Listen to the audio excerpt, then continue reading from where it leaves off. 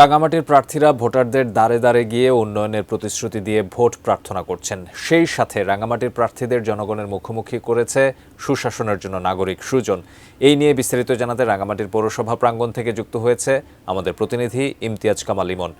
ইমন, ভোটারদের দ্বারে দ্বারে সবাই যাচ্ছেন, ভোটারদের মন জয় করতে প্রার্থীরা কি বলছেন?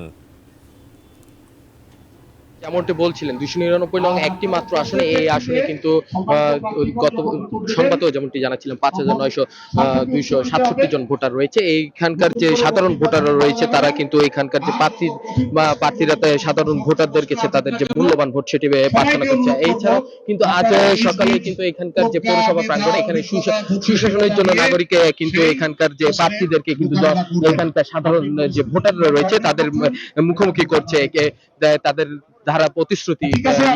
তো আমি এখানে যদি একজন সাধারণ ভোটারের সাথে কথা বলতে চাই, আপনি কেমন প্রার্থী আসলে এবারে নির্বাচন করছেন? ধন্যবাদ এটিএন বাংলা।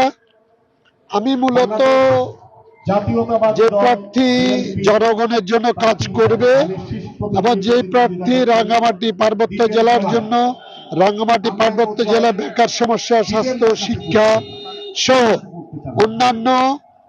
অন্যান্য সুবিধাগুলোর জন্য চেষ্টা করবেন, এই ধরনের প্রার্থীকে চাই, যিনি কথা এবং কাজের মধ্যে মিল রাখবেন এবং যার প্রভাবে এই কাজগুলো হবে, জনগণের উপকার হবে, এমন প্রার্থী চাই।